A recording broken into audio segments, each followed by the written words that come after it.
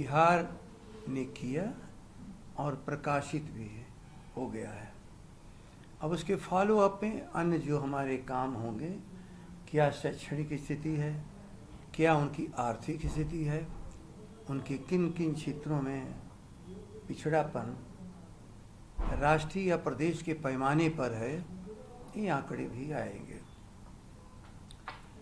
ये वर्षों से मांग हो रही थी।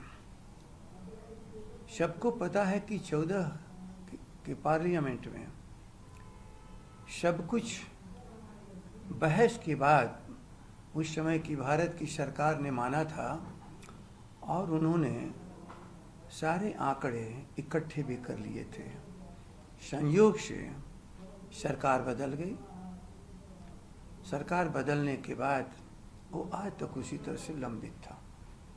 राष्ट्रीय पैमाने पर यदि ये जनगणना के आंकड़े आ गए होते, जिसे वर्षों से राष्ट्रीय जनता दल, समाजवादी आंदोलन के लोग कह रहे थे, तो एक स्पष्ट यात्रा उसकी दिशा दशा के साथ इस पूरे राष्ट्र में विकास के कार्यों को करने के लिए सबके सामने स्पष्ट तस्वीर रहती थी। जनगणना का मतलब ही होता है आबादी की केवल संख्या नहीं, उनके विभिन्न पहलुओं की भी जानकारी ली जाती है और उसी के आधार पर योजनाएं चलती रहती हैं। 10 साल के बाद राष्ट्रीय स्तर पर जनगणना होती है। इस बार तो थोड़ा अधिक समय लग गया, अभी जनगणना नहीं हो पा रही है, चाहे जो कारण हो। आज बिहार की सरकार ने इस लंबित काम को किया है, इसलिए मैं बिहार की सरकार को धन्यवाद और बधाई का पात्र समझता हूं कि वर्षों के बाद एक तरह से जो अंग्रेजों के जमाने में गुलाम भारत में 31 में हुआ था जनगणना, उसके बाद ये जनगणना इस बिहार में 23 में जाकर के हो पाया।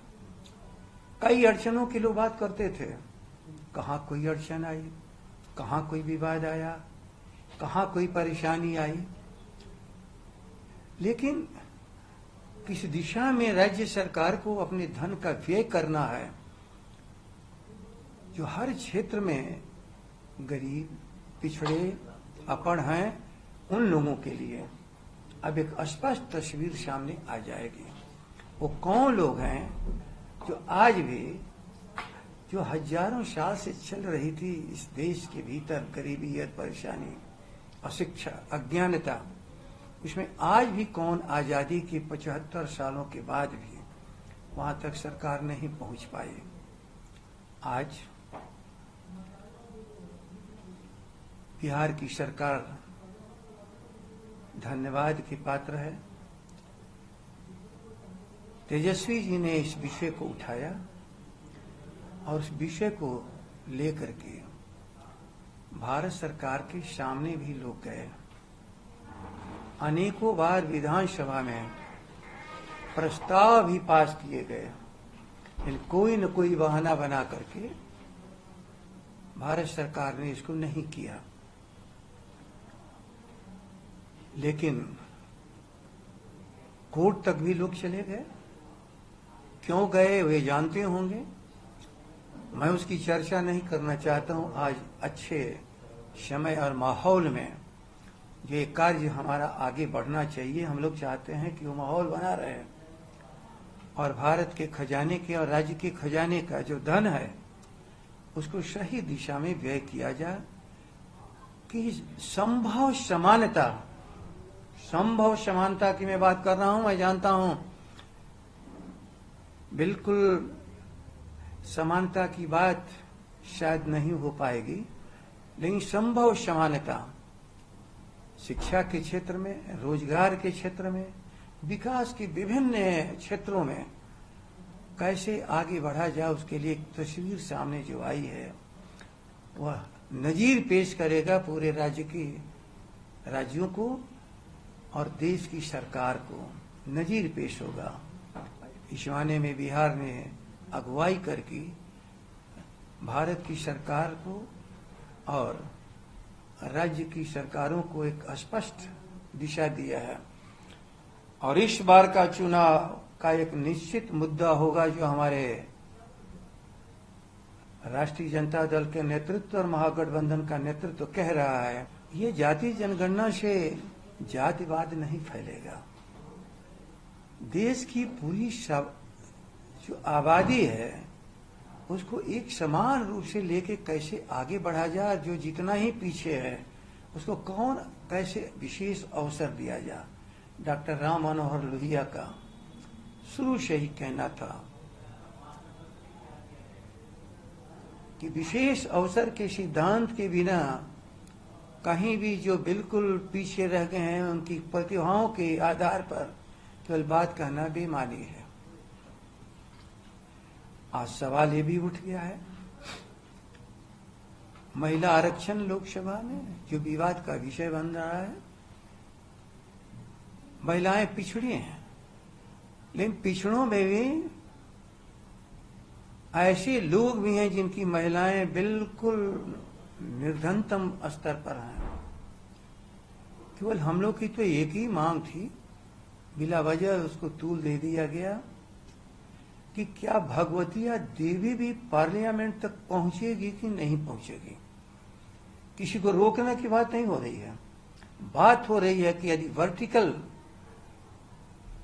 डिविजन्स आपने कर दिया है तो हॉरिजॉन्टल डिविजन्स के द्वारा इसको समरूप लोगों को मौका दो, पार्लियामेंट में जाने के लिए, विधानसभाओं में जाने के लिए, और हर वर्ग की महिलाएं आगे बढ़ें। इसको भी लोगों ने विवाद का विषय बना डाला। लेकिन लोकतंत्र कोई विवादों से मुक्त संस्था नहीं बन पाती है, लेकिन इन्हीं विवादों से, इन्हीं बहसों से, स्वस्थ बहसों से कोई न कोई रास्ता भी निकलता रहता है। इसलिए जो व्यर्थ में बहस कर रहे हैं उनसे एक ही मेरा आग्रह होगा कि बराबर बहस को सही दिशा दें। पॉजिटिव जिसको कहते हैं डिस्कशंस, नेगेटिव डिस्कशन से बात बहुत बिगड़ती है। हम लोग की तरफ से केवल एक ही बात हो रही है कि महिलाओं को भी आरक्षण दो, लेकिन भगवतिया देवी जैसे महिलाओं को, पत्थर तोड़ने वाली महिलाओं को जिसे तलाशा था डॉक्टर राम मनोहर लोहिया ने, जिसको तराशा लालू प्रसाद जी ने, कहाँ कोई परेशानी हुई जनप्रतिनिधित्व में। वहां की जनता प्रसन्न रही हमेशा भगवतिया देवी जी से, कोई भी कहीं से शिकायत करने का मौका नहीं मिला। और विधानसभाओं के भीतर उनके तेवर को हम लोग देखते थे, कहीं भी ईर्ष्याग्रस्त नहीं, पूरे इलाके की विकास के लिए वो बात करती थी। तो उससे उन महिलाओं को भी विश्वास, गरीब तबकों को भी विश्वास होता था हमारी भी बातें चर्चा में आ रही हैं, आज नहीं तो कल हमारे लिए भी कुछ होगा। और लोकतंत्र इसी विश्वास पे चलता है, इसी विश्वास पर। यदि विश्वास जहां टूटता है वहां व्यवस्था बिगड़ जाती है। व्यवस्था बनाए रखने के लिए विश्वास लोकतंत्र के प्रति लोगों का बना रहे। हम समाजवादी से आगे कहीं कुछ नहीं कहते हैं। ये देश में सबों को जीने का अधिकार, आगे बढ़ने का अधिकार मिले। आज बिहार में जनगणना करा करके बिहार की सरकार ने एक अद्भुत नजीर पेश किया देश के भीतर, भारत सरकार के लिए भी, अन्य राज्यों के लिए। इसलिए मैं पुनः धन्यवाद देता हूं और अपने दल की तरफ से इस कार्य, अच्छे कार्य के लिए मैं बधाई भी देता हूं। जनगणना भी होती है, उसमें विषय रहता ही है। प्रश्न ये है कि ये पिछड़ापन और गरीबी कहाँ पर अधिक है। आप भी जब रोग की तलाश करने चलते हो तो सभी कोई बराबर नहीं देखते हो। जो उसको रोगी है उसको पहले आप इलाज करते हो, बाकी जो निरोग है उसको रोग न होने पाए उसे बचाते हो। ये तो स्वाभाविक क्रिया है। इसलिए वो सारी कार्य जो भारत सरकार करती है, कोई अलग उससे काम नहीं है। एक चीज हुआ है, हाँ यह कमी है तो कहाँ कमी है, ताकि उस कमी को पूरा किया जा सके, और बाकी कहीं